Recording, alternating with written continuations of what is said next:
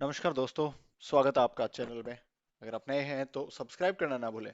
बात कर रहे हैं हम खींवसर विधानसभा उपचुनाव हुए। आरएलपी अपनी टिकट पे लड़ी, चुनाव हार गई।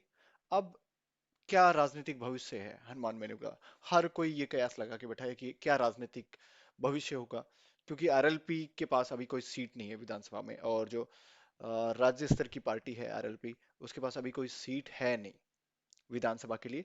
हालांकि लोकसभा की सदस्यता बरकरार है। हनुमान हनुमान बेनीवाल खुद है।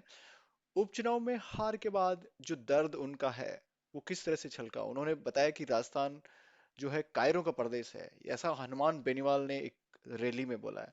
पत्नी के चुनाव हारने के बाद जो हनुमान बेनीवाल की पहली प्रतिक्रिया आई, उसमें उन्होंने कहा कि ये जो हार है ये प्रदेश की जनता जो है चाहती नहीं है।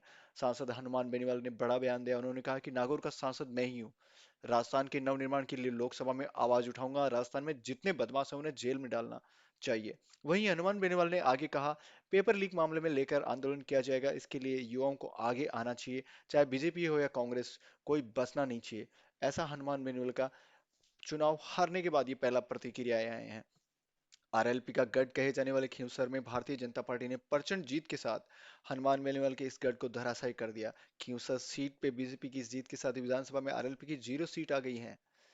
इस बीच ये जो हनुमान बेनीवाल ने ट्वीट करके बताया कि लोकतंत्र में जनता का जनादेश सर्वोपरि है। चुनाव में हार जीत दो पहलू हैं। 2008 से खींवसर विधानसभा जनता का आशीर्वाद लगातार मुझे और राष्ट्रीय लोकतांत्रिक पार्टी को मिलता रहा है। हम मजबूती से चुनाव लड़े और भाजपा सरकार तथा कांग्रेस पार्टी ने मिलकर ये चुनाव हमारे खिलाफ लड़ा। चूंकि जनादेश में हम जरूर पिछड़ गए, मगर सरकारी तंत्र और मशीनरी का राष्ट्रीय लोकतांत्रिक पार्टी के खिलाफ जमकर दुरुपयोग होने के बावजूद इस उपचुनाव में आरएलपी ने 15,000 वोट अधिक लिए। जनहित के मुद्दों के लिए मतदाताओं का धन्यवाद, जो मजबूती से राष्ट्रीय लोकतांत्रिक पार्टी के साथ खड़े रहे हैं।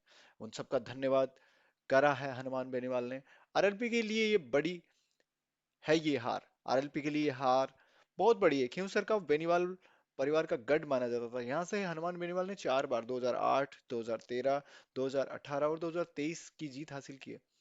उनके भाई नारायण ने 2019 में हुए उपचुनाव में उस सीट पे जीते थे।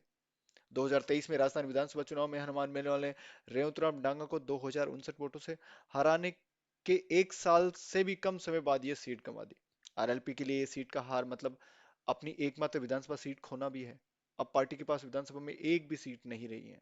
गौरतलब है कि बीजेपी के जीते हुए प्रत्याशी डांगा पूर्व आरएलपी सदस्य और हनुमान बेनीवाल के बहुत ही करीबी सहयोगी रहे हैं, जो 2023 में विधानसभा चुनाव से ठीक पहले भाजपा में शामिल हुए थे। पिछले चुनाव में हार के बावजूद भाजपा की मौजूद मशीनरी के साथ डांगा बेनीवाल के एक मजबूत प्रतिद्वंदी के रूप में उभरे, और चुनाव परिणाम घोषित होने के तुरंत बाद उन्होंने दावा किया कि बदलाव की हवा बह रही है।